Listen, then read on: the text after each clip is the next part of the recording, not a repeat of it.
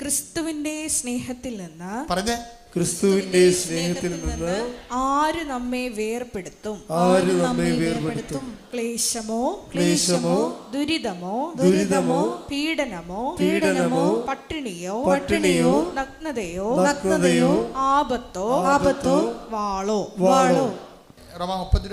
എന്തെന്നാൽ മരണത്തിനോ ജീവനോ ദൂതന്മാർക്കോ അധികാരങ്ങൾക്കോ ഇക്കാലത്തുള്ളവയ്ക്കോ വരാനിരിക്കുന്നവയ്ക്കോ ശക്തികൾക്കോ ഉയരത്തിനോ ആഴത്തിനോ മറ്റേതെങ്കിലും സൃഷ്ടിക്കോ നമ്മുടെ കർത്താവായ യേശുക്രിസ്തുവിലൂടെയുള്ള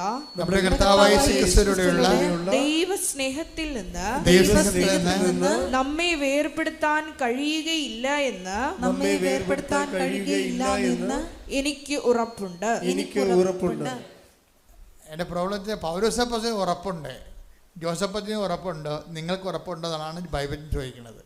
ഒരു വചനം നമ്മളോട് പറയുമ്പോൾ, നമ്മൾ വായിക്കുമ്പോൾ നമ്മൾ പറയുന്ന മറ്റു വചനങ്ങളുണ്ട്. വചനം വായിക്കുമ്പോൾ ശ്രദ്ധിക്കേണ്ട ഇതാണ്. എന്താണ്? ഒരു വചനം നമ്മൾ വായിക്കുമ്പോൾ നമ്മളോട് പറയുന്ന വേറെ വചനമുണ്ട്. അതെന്താണ്? ഒന്നിനു വായിച്ച് 8:38 റോമ ശ്രുതിയുടെ ഹല്ലേലൂയ. എന്തെന്നാൽ മരണത്തിനോ ജീവനോ ദൂതന്മാർക്കോ അധികാരങ്ങൾക്കോ ഇക്കാലത്തുള്ളവയ്ക്കോ വരാനിരിക്കുന്നവയ്ക്കോ ശക്തികൾക്കോ ഉയരത്തിനോ ആഴത്തിനോ മറ്റേതെങ്കിലും സൃഷ്ടിക്കോ നമ്മുടെ കർത്താവായ യേശുക്രിസ്തുവിലൂടെയുള്ള ദൈവസ്നേഹത്തിൽ നിന്ന് നമ്മെ വേർപെടുത്താൻ കഴിയുകയില്ല എന്ന് എനിക്ക് ഉറപ്പുണ്ട്. അപ്പൊ മറ്റേതെങ്കിലും സൃഷ്ടികൾക്കൊന്നും സംഭവമില്ല. അപ്പൊ നിങ്ങൾ ഇപ്പൊ ഒരു മനുഷ്യന്മാരുടെ റിലേഷൻ ഇല്ലേ, ലവ് അഫെയർ ഉള്ള ആൾക്കാരുണ്ട്, അതൊരു സൃഷ്ടിയാണല്ലോ. ലവ് അഫെയർ ഉള്ള ആൾക്കാരുണ്ടാവും, അതൊരു സൃഷ്ടിയാണ്. ഈ സൃഷ്ടികൾക്ക് അങ്ങനെ ഒരു അഫെയറിലിരിക്കുന്ന ആൾക്കാർക്ക് അത് ശരിക്കും പറഞ്ഞാൽ ഒരു പരീക്ഷണ ഘട്ടത്തിലാണ്. എന്താ കാര്യം? ഈ അഫെയർ വന്നു കഴിഞ്ഞാൽ തലക്ക് ഭ്രാന്ത് പിടിക്കില്ല. ഭ്രാന്ത് പിടിക്കുന്ന ആൾക്കാർക്ക് ആ ഭ്രാന്തിൻ്റെ ഇടയ്ക്ക് ദൈവത്തെ നഷ്ടപ്പെട്ടിരിക്കും. Very simple. അതുകൊണ്ടാണ് മറ്റേതെങ്കിലും സൃഷ്ടികൾക്കോ എന്ന് പ്രത്യേകം എഴുതി വെച്ചിരിക്കണം എൻ്റെ അകത്ത്. മറ്റേതെങ്കിലും സൃഷ്ടികൾക്കോ വേർപെടുത്താൻ കഴിയുകയില്ലെന്ന് എനിക്ക് ഉറപ്പുണ്ടെന്ന്. ആർക്ക്? പൗലോസിന് മാത്രം ഉറപ്പുണ്ടായാൽ പോരാ, നമുക്കെല്ലാവർക്കും ഉറപ്പുണ്ടാകണം. എന്താണ്? ഒരു സൃഷ്ടികൾക്കും കർത്താവിൻ്റെ സ്നേഹത്തിൽ നിന്ന് എന്നെ പിന്തിരിക്കാൻ കഴിയത്തില്ലെന്ന്. കൈയടിക്കട്ടെ ശ്രുതികൾ.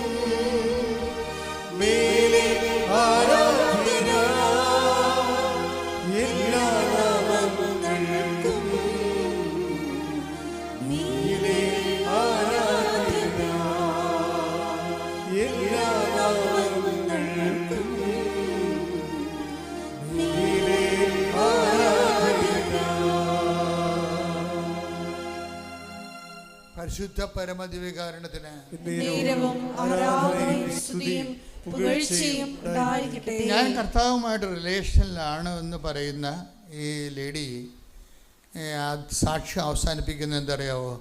ഞാൻ നിയോഗത്തെക്കുറിച്ച്, ഞാൻ വെച്ച നിയോഗത്തെക്കുറിച്ച് കർത്താവിനോട് വീണ്ടും സംസാരിച്ചിട്ടില്ലെന്നാണ്.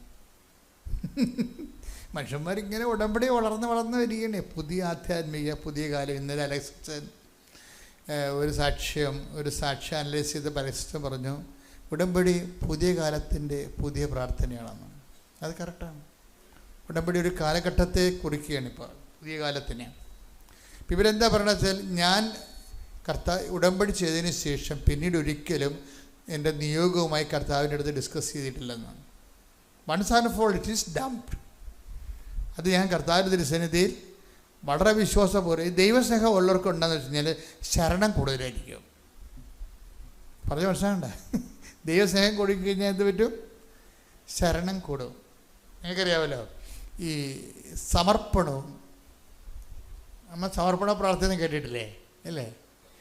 സമർപ്പണം ശരിക്കും പറഞ്ഞാൽ എവിടുന്ന് അതിൻ്റെ വേര് എവിടെയാണെന്ന് അറിയാവോ? സമർപ്പണ പ്രാർത്ഥനയുടെ വേര് കിടക്കുന്നത് യാചനാ പ്രാർത്ഥനയിലാണ്. യാചനാ പ്രാർത്ഥനയ്ക്ക് അവസാനം എന്ത് സംഭവിക്കുന്നു? എവല്യൂഷൻ ഓഫ് ദി ഈ സപ്ലിക്കേഷൻ പ്രെയർ അല്ലെങ്കിൽ ആ പ്രെയറിന് ഒരു യാചനാ പ്രാർത്ഥനയുടെ പരിണാമം എന്താണത്? പരിണമിച്ച് എങ്ങോട്ടാണ് പോണത്? യാചനാ പ്രാർത്ഥന. ചില യാചനാ പ്രാർത്ഥനകൾ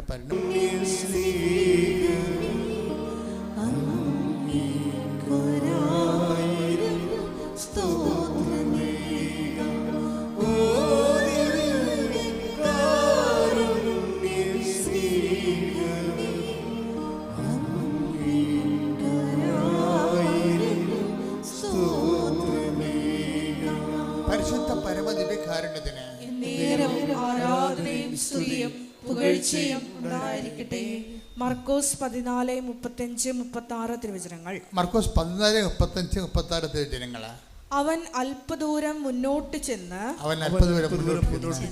നിലത്തു വീണ് സാധ്യമെങ്കിൽ ആ മണിക്കൂർ തന്നെ കടന്നു പോകട്ടെ എന്ന് പ്രാർത്ഥിച്ചു. അവൻ പറഞ്ഞു, ആബാ പിതാവേ, എല്ലാം അങ്ങേക്ക് സാധ്യമാണ്. ഈ പാനപാത്രം എന്നിൽ നിന്ന് മാറ്റിത്തരണമേ. ഒരു യാചനാ പ്രാർത്ഥന അതിൻ്റെ എല്ലാവിധ ഉദ്വിഗ്നതയോടും കൂടി എരിവോടും കൂടി തുടങ്ങുകയാണ്. എന്താണ്? അവൻ പിതാവിനോട് പറയുന്നു, സാധ്യമെങ്കിൽ പിതാവ്, അങ്ങക്ക് എല്ലാം സാധ്യമാണ്, സാധ്യമെങ്കിൽ ഈ മണിക്കൂറിൽ നിന്ന് എന്നെ വിടുവിക്കണമെന്ന് പ്രാർത്ഥിക്കുകയാണ്. ഈ പ്രാർത്ഥന നമ്മൾ എങ്ങോട്ടാണ് പോകുന്നതെന്നറിയാം. ഈ പ്രാർത്ഥനയെക്കുറിച്ചും ഈ പ്രാർത്ഥനയുടെ വിധി എന്താണ് അതിനെക്കുറിച്ച് ഏകദേശ ഐഡിയ കർത്താവിനുണ്ട്. ഈ പ്രാർത്ഥനയ്ക്ക് അവസാനം എന്ത് സംഭവിക്കും എന്നുള്ളതിനെക്കുറിച്ച് കർത്താവിന് പരിശുദ്ധാത്മാവ് ഒരു നോട്ട് കൊടുത്തിട്ടുണ്ട്. Jesus if so even though your praise like this, ഇതിൻ്റെ ഒരു ഫെയ്റ്റ് എവിടെയാണ്? ഈ പ്രാർത്ഥന എങ്ങോട്ടാണ് ഡിസ്റ്റൈൻ ചെയ്ത് പോയിട്ട് ഇതിൻ്റെ ഡെസ്റ്റിനേഷൻ എങ്ങോട്ടാണ് പോണത്? അതിനെക്കുറിച്ച് പരിശുദ്ധാത്മാവ് കർത്താവിനോട് ഒരു ആലോചന കൊടുത്തിട്ടുണ്ട്. അതുകൊണ്ട് എന്ത് ചെയ്തു? സാധ്യമെങ്കിൽ പിതാവേ ഈ മണിക്കൂറിൽ തന്നെ വിടുവിക്കണേ. പിന്നീട് എന്താ പറയണത്? എന്താണ് പറയണത്? എങ്കിലും എൻ്റെ ഇഷ്ടമല്ല. അത് ഈ എല്ലാ പ്രാർത്ഥനയുടെ കൂടെ ചേർത്ത് വെക്കേണ്ട സംഭവമാണത്. എല്ലാ യാചന പ്രാർത്ഥനയുടെ കൂടെ ഇത് ചേർത്ത് വെക്കണം. ഇത് ചേർത്ത് വെക്കാതെ നിങ്ങൾ ഉപ്പിടാതെ കറി വെച്ചിട്ട് കാര്യമുണ്ട്. മരിച്ച ദൂരക്കുള്ള ആൾക്കാർ. Praise the Lord. I am Steffi. First of all, I would like to thank Almighty for all the blessings that He have given shower to my life so far, and Mother Mary as well, because my covenant started at the year 2024. I came to know about Kribasanam through my mom. My mom came and took covenant in the year 2020, and through her I learned everything, every prayers and every activities that happens here. And I was deeply like emotionally in touch with Kribasanam from that time. And I didn't have such a kind of intention so that I can make it, like I can come and pray at Kripasanam, but at some point of time during my career journey, I had to have some intention, and my God blessed me, and I finally reached at this stage, at this church, and on the year 2024, December 29th, and it was an year end, and the very next day I'll be starting my day, like year, with a covenant prayer. So I was really happy that my entire year will be blessed. And during the journey, during this covenant intentions process, I kept 6 intentions, and out of that, the first intention, first and foremost intention, was my aspiration of switching my career, intention to switch my career from a domain to a different domain. So I was in a corporate, and I had to like switch my not a company, even if it's a company, it's okay, but switching my career domain itself was one of the biggest dream I kept for the entire year. And I kept that as my intention. I took the covenant. I started praying for the entire, from the month of Jan itself, and I started preparing for it as well. I studied a course to upskill myself to shift to that domain. And during this journey, I attended an interview outside the company, and it didn't go well, unfortunately. And later to that, I tried giving multiple opportunities within the company, and later I got into a connection with one of the team members within the company, and by God's grace, everything was going really well with the communication with the team members. And I told to them that I am interested into moving to this team. So is there some opportunity to move internally? So they were like, currently there is no opportunity to move internally, but when it happens or when it comes, we'll let you know. And I was deeply waiting for that. And one fine day, I checked again with the team. So they were like, yeah, currently there is an opening and it is to move internally.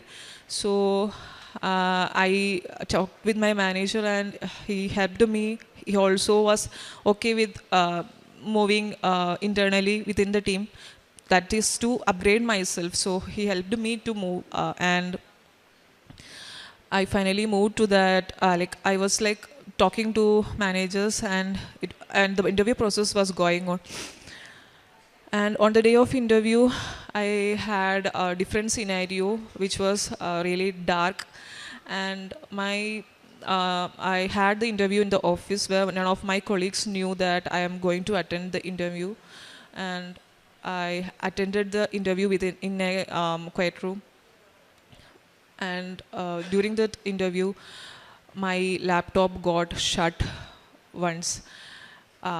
There was no possibility that the laptop should shut at that moment in the entire office. And later, I continued somehow with the system got restarted, and I continued to talk again.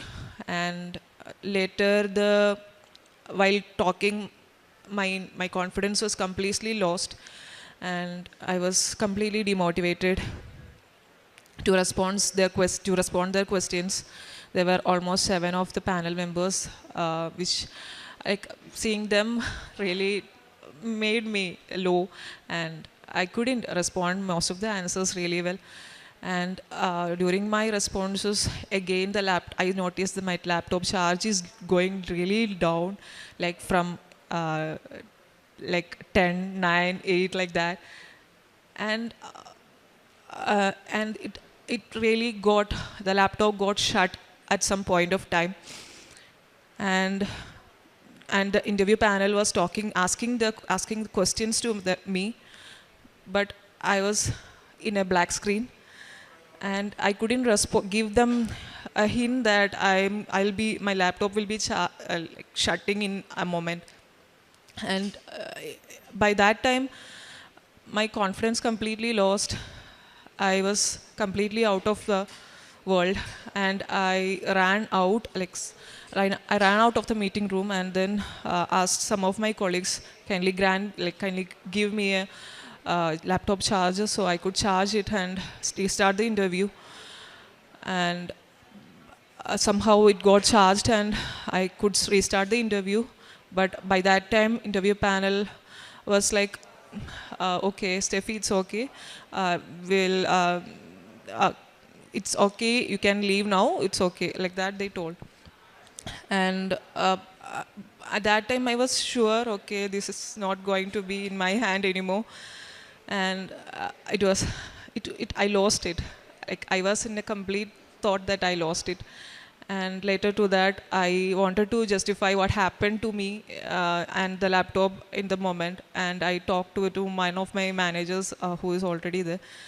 And she was like, who was already there in the interview panel online. So she was like, I had a separate call with her, and she was like, okay, Steffi, it's not that easy that you will get to this role, because your response was not so well, and we didn't expect this from you, kind of talk.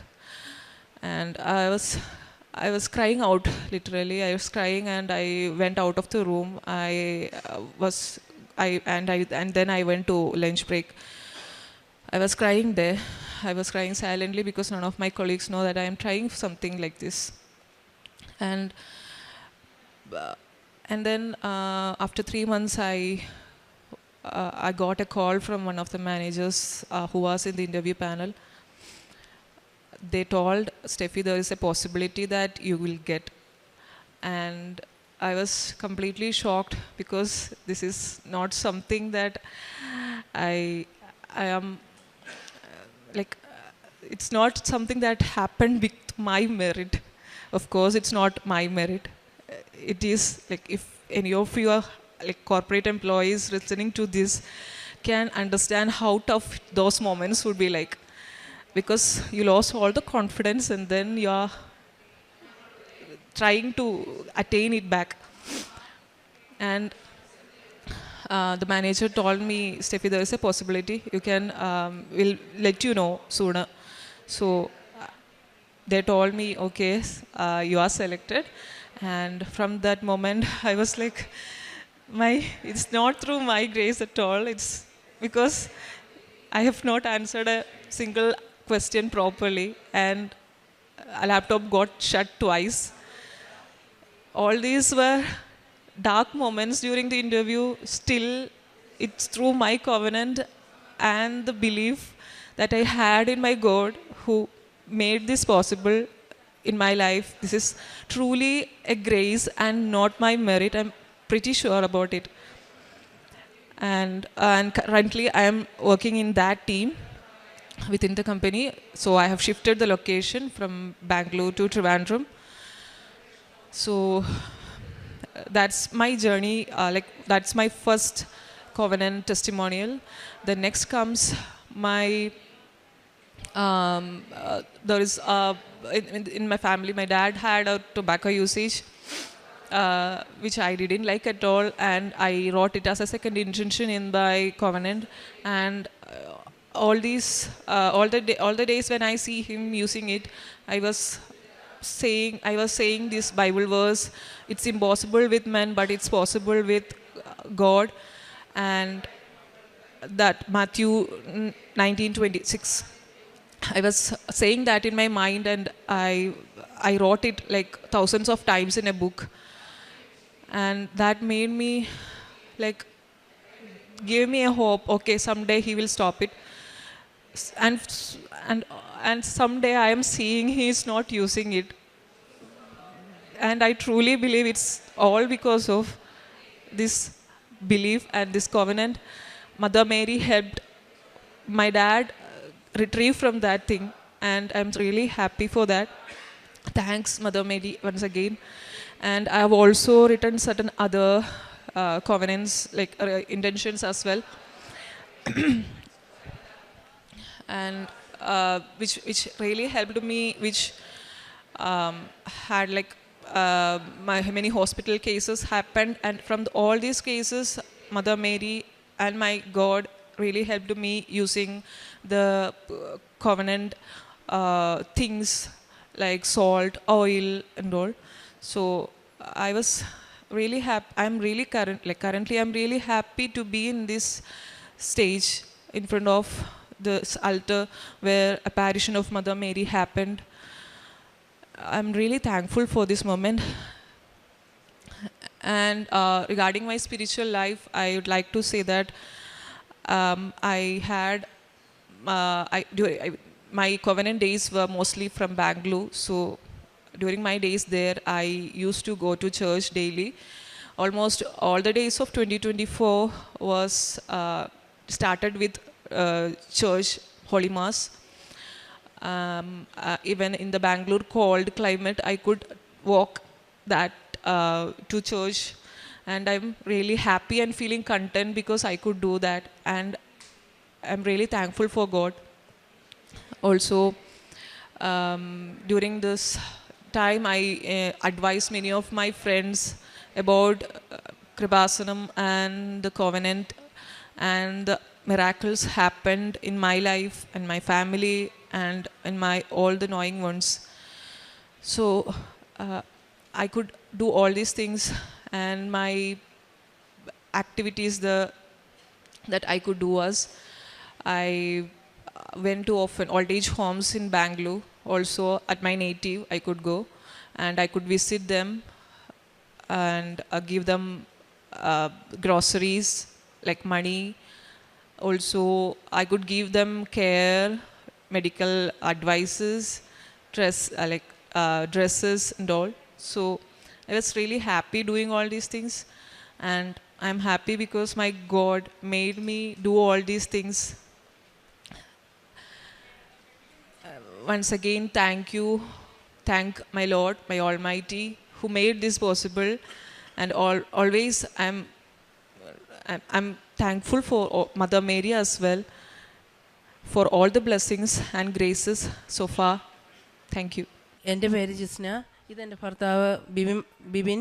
ഞങ്ങൾ കോതമംഗൽ രൂപതയിൽ ഇടുക്കി ജില്ലയിൽ കാളിയാറ്റിൽ നിന്ന് വരും, തൊടുപുഴയ്ക്കടുത്ത് കാളിയാറ്റിൽ നിന്ന് വരുന്നു. ഞാൻ ഇവിടെ ആദ്യമായി വന്നത് നവംബർ 2-ാം തീയതി 2024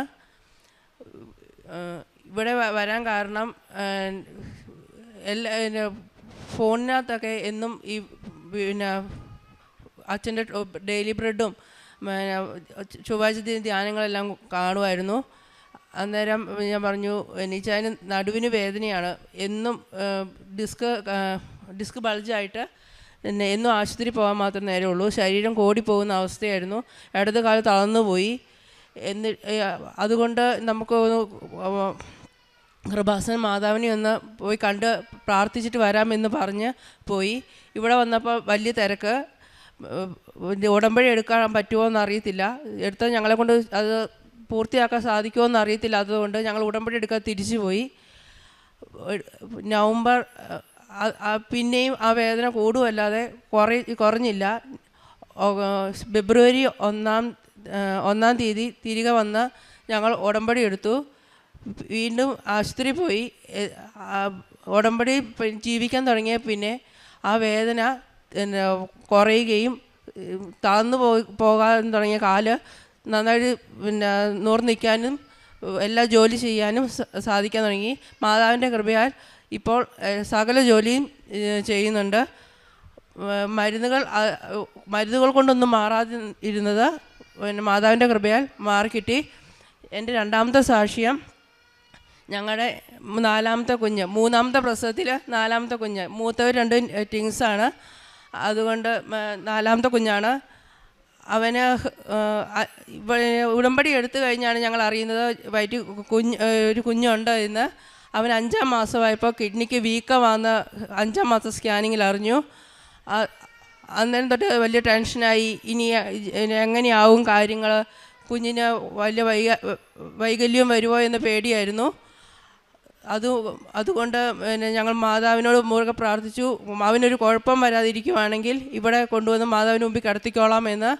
7-ാം മാസം സ്കാനിങ്ങിലും 7-ാം മാസം സ്കാനിങ് ആയപ്പം കിഡ്നിയുടെ വീക്കം കുറഞ്ഞതായിട്ടും 9-ാം മാസം സ്കാനിങ്ങിൽ അത് പൂർണ്ണമായി മാറിയതായിട്ടും പറഞ്ഞു.